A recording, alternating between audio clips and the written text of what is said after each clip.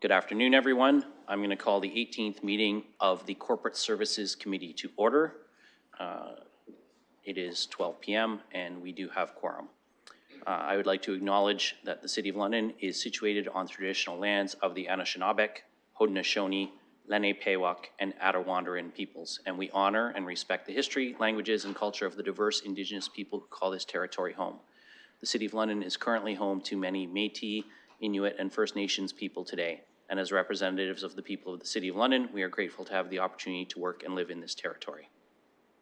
The City of London is also committed to making every effort to provide alternate formats and communication supports for meetings upon request, and to make a request specific to this meeting, please email csc@london.ca or phone 519-661-2489, extension 2425.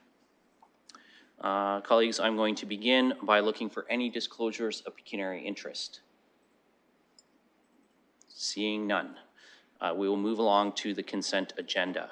I do have a request from our visiting Councillor Pelosa to have 2.3 dealt with separate from the rest of the consent.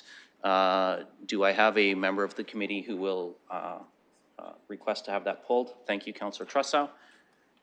So we will deal with 2.3 separately.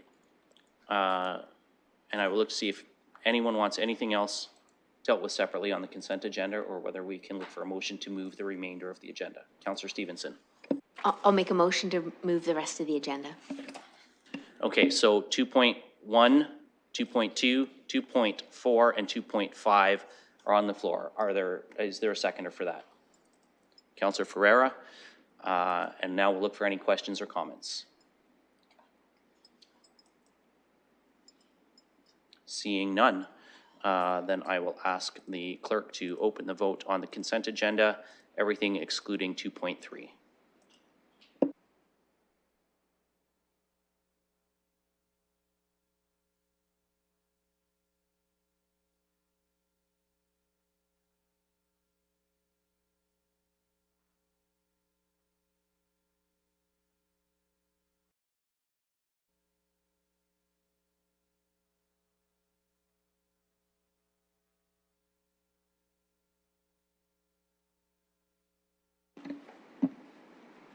Closing the vote, motion carries 5-0. Thank you, colleagues. So as is our practice, we will move to items for direction next, and then we will come back to 2.3 under the deferred matters additional business component of our meeting. So 4.1 in the items for direction, we have a delegation request from Emily Williams, CEO, and David Janasoon, sorry if I massacred your name there, Assistant Director of Finance from the Middlesex London Health Unit. I'm going to look to see if we have a mover and a seconder to receive the delegation, moved by Councillor McAllister and seconded by Councillor Stevenson. And we'll just ask the clerk to open the vote, and once we approve your delegation, then we'll go to you.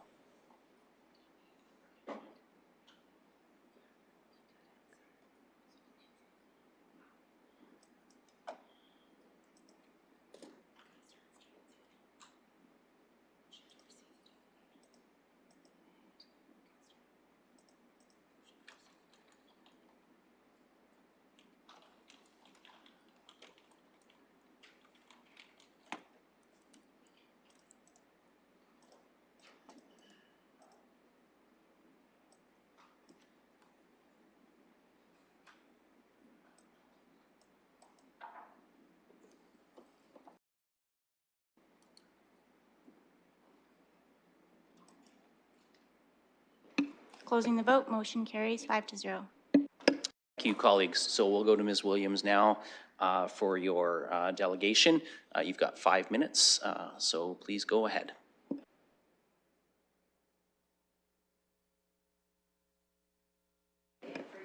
Sorry, Ms. Williams, can we just get you to turn the mic on so everybody can hear? Here we go.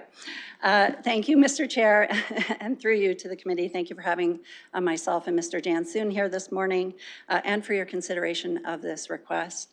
The financial situation for the Middlesex London Health Unit has been evolving over the last several years as we come out of the COVID-19 pandemic. The request before you relates to our 2022 financial year end. when we posted a surplus. This was due in large part to the redeployment of staff to COVID-19 related work. And the upcoming budget year for 2024 is posing considerable difficulties for the health unit, where we're projecting a $2.6 to $2.8 million shortfall. The province had announced a 1% increase to our base funding for all public health units in August for the next 3 years. However, this is insufficient to address our 2% increase to staffing costs as well as our corporate inflationary pressures. We are a unionized environment and have contracts in place until 2025. Our corporate inflation is projected to be around 3.9%. One of the pressures is related to the variable loan that was taken out at the time of the health unit relocation to City Plaza. And with rising interest rates that we know are impacting lots of people, we are projecting an almost $50,000 increase to our interest payments for next year. So the request before you is to use the City of London portion of our 2022 surplus, which is $423,548, to pay down the variable bank loan. We did make the same request to the County of Middlesex, which was approved earlier this month. Thank you. Thank you, Ms. Williams. And very succinct, you had like 3.5 minutes left there. I'm going to look to colleagues for any questions or comments, and we'll start with Councillor Trussow. Thank you very much for your report. My first question is, and I'm sure there's a good answer to this. I haven't been following the finances of your agency, but I have to say, when I see right at the beginning of this report that there was a surplus at a time when we were coming out of when we were in a public health emergency, I don't understand how an agency that's charged with dealing with the public health emergency could have a surplus. If anything, it seems intuitive that you would be spending more money. Could you address that? Ms. Williams? And through the chair, yes, so our program-related staff were redeployed to COVID-19 work, and those costs were covered by the provincial government as COVID extraordinary expenses. So these were staff that weren't doing their regular health unit work because they were doing COVID-related work, and the province covered those expenses. Councillor? Thank you. Still through the chair, that's an excellent answer. And I think that's very sensible. I get it. I guess my next question is, if we're going to be using the money to pay down the debt, are there other resident-oriented programs that could also be a reasonable claim on that money that we should be thinking about? Ms. Williams? Sorry, through the chair. At this point, the 2020 year end is closed, and we do not carry funding year over year. And so typically in the past, we would have returned that funding to the City of London, which is why we're asking to redirect it. Councillor Trussow? Thank you. And my final question is not a question, it's a comment. I just don't see how the province can expect you to operate on a 1% increase, especially given inflation, interest rates, and staff costs, which you projected to be much higher. What kind of cuts are we going to be looking at in terms of resident-facing programs if we're not able to persuade the province to increase this? Or will this be an increase on a claim against the City of London? Well, that's a comment, Councillor, and not, too. but also not germane to the item that we're discussing right now, which is the redirection of their surplus. So that would be more appropriately directed to their budget submission to us. But still, they're here, and I think it's a reasonable question that's on the mind of the public. And it's not going to take very long. So I'm not going to require Ms. Williams to answer if she wants to, and I don't know that their budget is necessarily completely finalized for 2024, so she may not be able to provide significant details, but I will allow her if she wants to share any response to that she may have.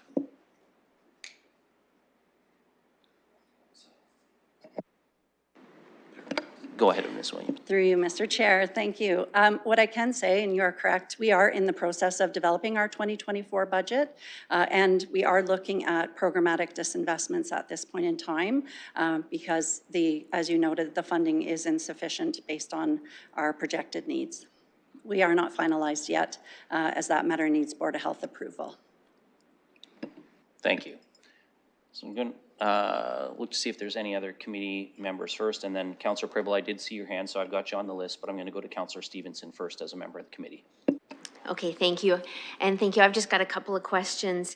What happens with the Ministry of Health portion of the surplus? Ms. Williams? Through you, Mr. Chair, it gets returned to the province. Councillor? Thank you. And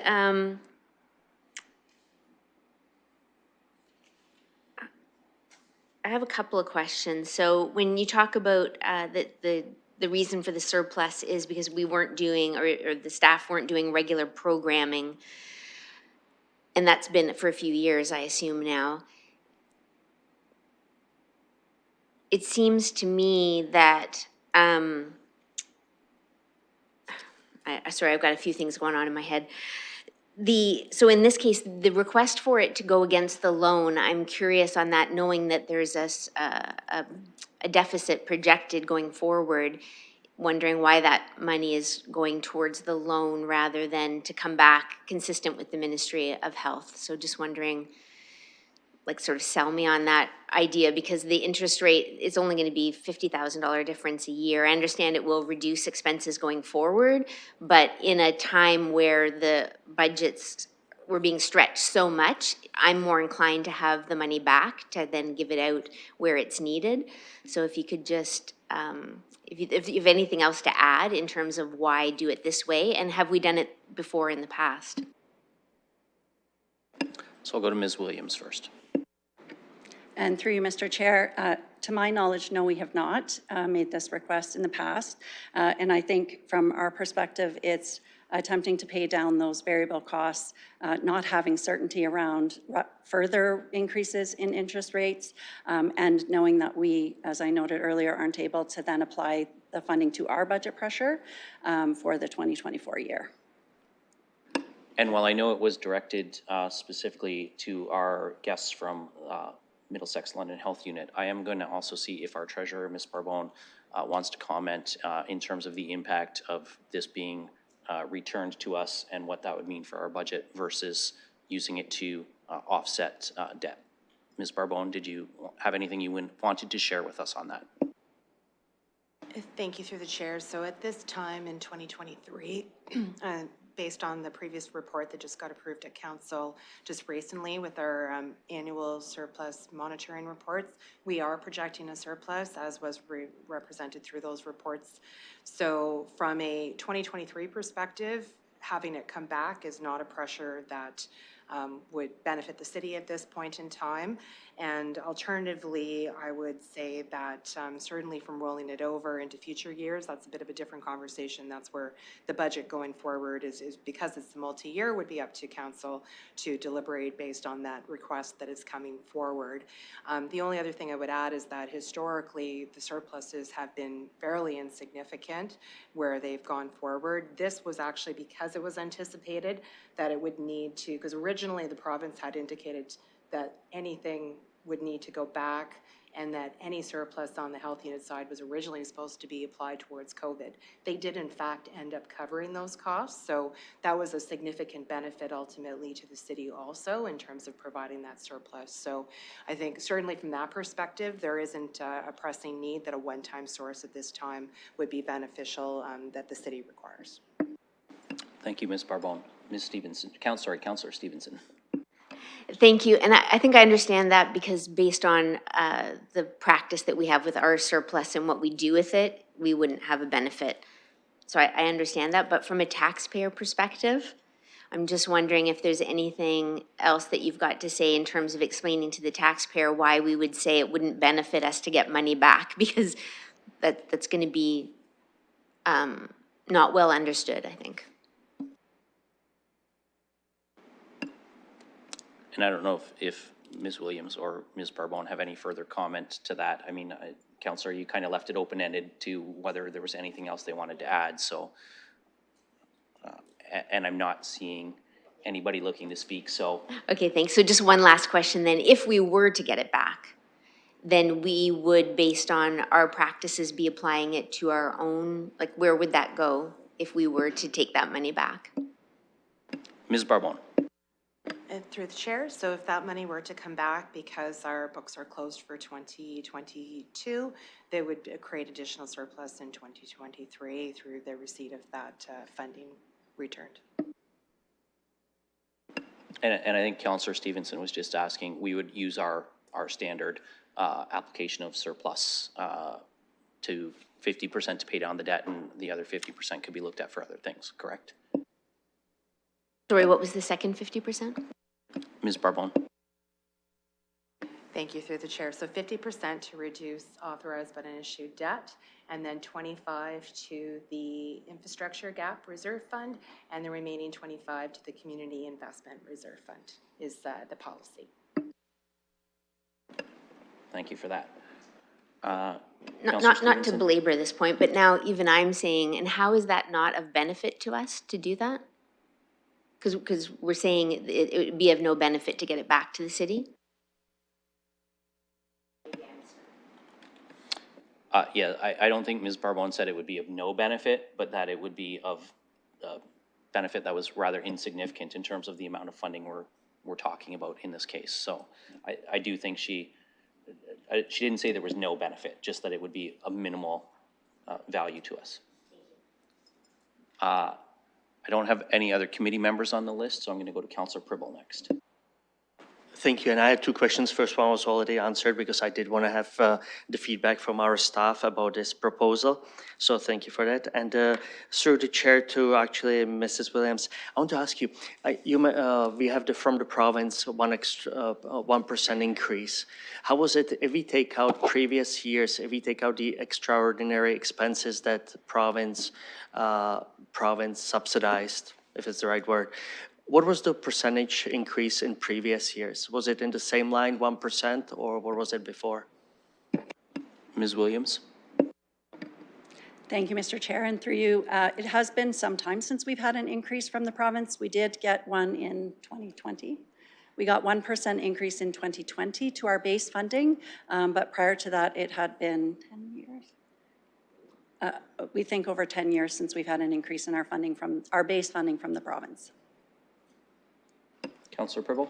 Thank you very much. Okay, thank you. If colleagues will just indulge, I'm just going to share a brief comment from the chair. I'm very supportive of allowing you to do this. I mean, it is consistent with how we deal with our own surplus, and certainly with a variable interest loan.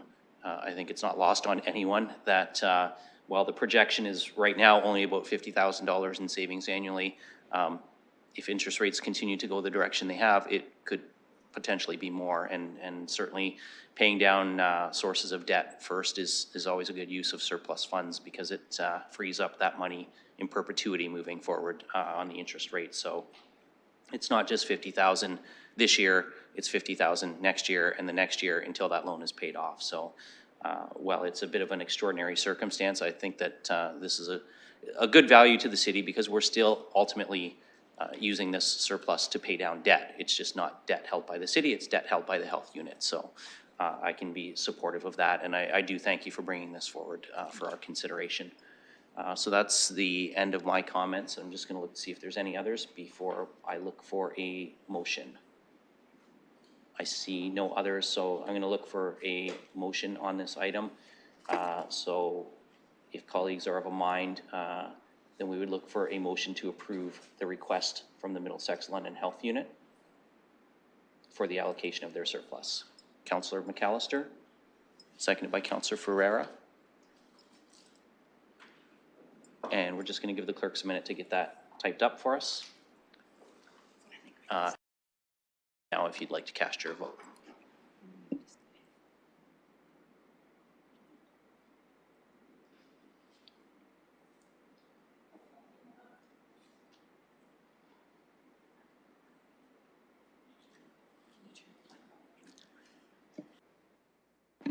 Closing the vote, motion carries 4-1. Thank you, colleagues. Moving on, the next item for direction is the application for the issuance of Hindu Heritage Month. And I'll look to see if we have a mover for this. It was submitted by a Londoner with a London address, so it meets our local connection requirement. Councillor Stevenson, you're willing to move. Do we have a seconder? Councillor Ferreira. And I will ask the clerk to open the vote on that.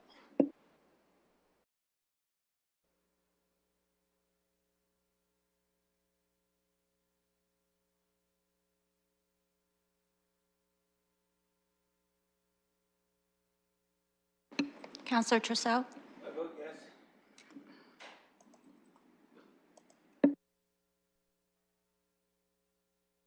Closing the vote, motion passes 5-0. Thank you, colleagues. Moving on to deferred matters and additional business. We do have one deferred matter from earlier in the agenda. That is 2.3, the declare surplus city-owned property, public walkway south of 10 Rossmore Court. And that was pulled as the ward councillor and visiting councillor Pelosa asked for us to pull this. So if no one from committee wishes to go first, I'm going to go directly to the ward councillor to give her an opportunity to raise her reason for asking for this to be dealt with separately. Councillor Pelosa. Thank you, Mr. Chair and members of the committee for allowing me to speak on this item today. I am looking for you not to initially take staff's recommendation, but rather defer this, refer it back to staff for an opportunity for community consultation. Though I usually am in favor of closing off these walkway systems, selling them off to property owners, realizing the city saves on maintenance, upkeep, and they can become a neighborhood nuisance. What is not within this report was that this was a neighborhood trail connection back in 2020. The boardwalk, part of the boardwalk was replaced. Part of this trail system, the boardwalk was in poor condition in environmentally sensitive area. The city removed it to residents' displeasure, as it is a well-loved connection throughout this neighborhood. And the compromise made at that time with residents was you will have a lookout. So in July of 2021, area residents were advised of this lookout that was completed and built by the fall of that year. So I was surprised to see that barely 2 years on, that staff's recommendation is to close off the property, remove the lookout, and sell it to a private owner. So I usually understand why we're doing this. With our parks team, was surprised to see this one today, as I was given no advance notice except for the agenda when it became public, and that it was already a lookout built for area residents. So surprised to see it being closed and moved to private hands so soon. So looking for an opportunity, staff's welcome to comment today if there's specific areas, as the map of the trail system that this had connected to was not part of your agenda package for information, but looking to see if we're just selling it or what residents can have instead, since they're losing a lookout that the city just built for them.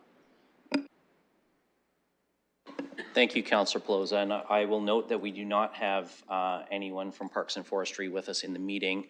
And I hear your request is for a referral for a cycle so you can have those discussions with them. I am going to look to see if Ms. Barbone or Mr. Warner, as their names are on the report, if they have any thing that they would like to add to this, or if they have any concerns about a referral for a cycle for further information to come from our parks team. So I'll start with Ms. Barbone, and then we'll see if Mr. Warner has anything to add. I'll defer to Mr. Warner, thank you. Okay, Ms. Barbone's going to defer to Mr. Warner, so we'll go to Mr. Warner. Thank you, and through the chair.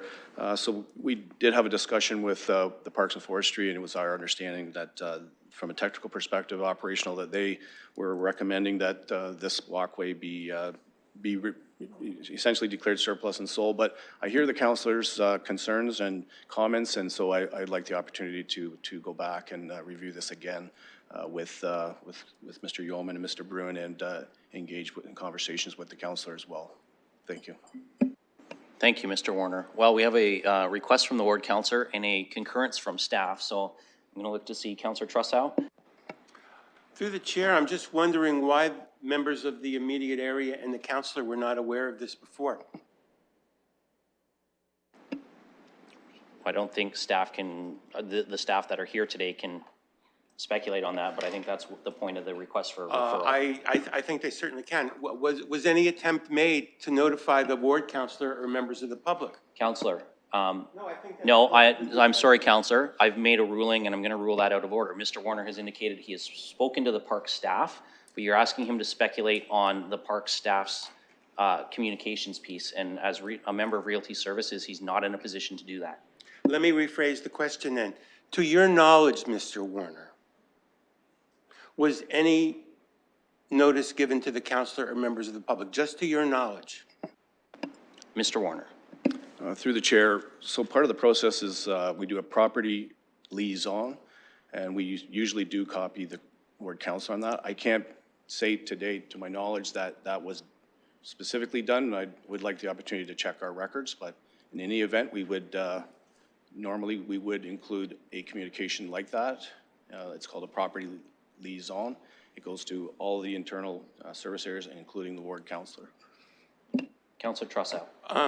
Finally, to the chair, and as you know, this question has come up before, and it's a matter of my concern. So what can be done to make sure that better notice is given in the future, in your opinion? Mr. Warner, did you have any comment that you wanted to share on that? Through the chair, we'll review our internal processes, but typically we don't usually miss this step. If we've missed it, then I'll take responsibility, but I would definitely agree with a referral and we can correct it. Thank you. Thank you. That's all for now. Okay, Counselor Stevenson. I'd like to refer this motion back. Okay, so Counselor Stevenson has moved and Counselor Trussow is willing to second a referral. Do you want to put a timeline on that, Counselor, or do you just want to send it back for community engagement? Just back for community engagement. Okay, so we've got a motion to refer this back. That would allow our staff and the ward counselor an opportunity to have a discussion, perhaps some community engagement on that, and then come back at a future corporate services meeting. So we're just going to give the clerk an opportunity to type up that referral, and then we'll get that language up for everyone's consideration.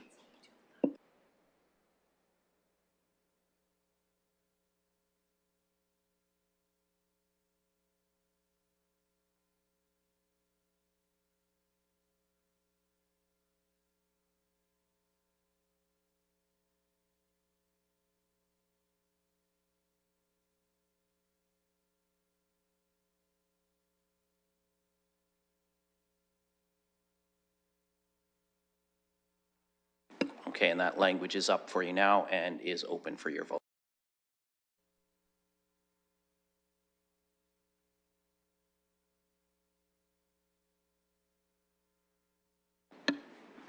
Closing the vote, motion carries 5-0. Thank you, colleagues. That completes our deferred matters and additional business. We do have one item for confidential session, so I'm going to look for a motion now to move in camera. Moved by Councillor Stevenson and seconded by Councillor McAllister, and we will ask the clerk to open the vote on that.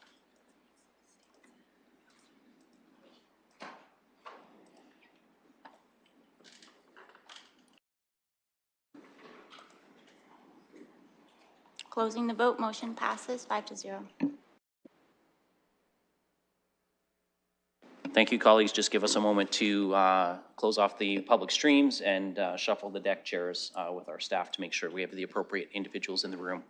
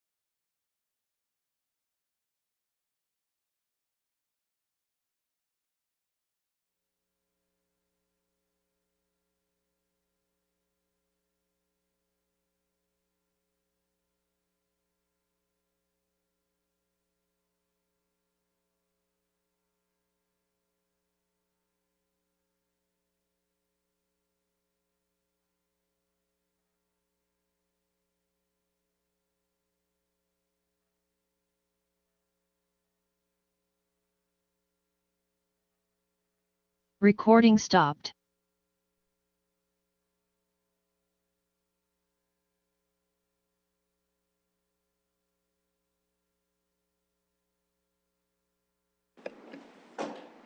Okay, committee, the clerk informs me that we are back now in public session. Streams are running.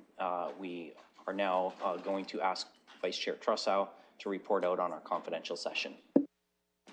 On October 23rd, 2023, the 18th meeting of the Corporate Services Committee entertained a confidential matter pertaining to land acquisition with respect to a lease extension, and we can report that progress was made on this matter.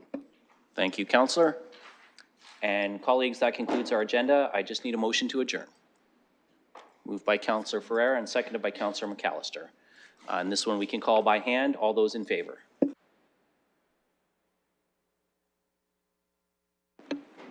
Closing the vote, motion passes. Thank you, colleagues. And committee work will resume at 4 p.m. with the Planning and Environment Committee.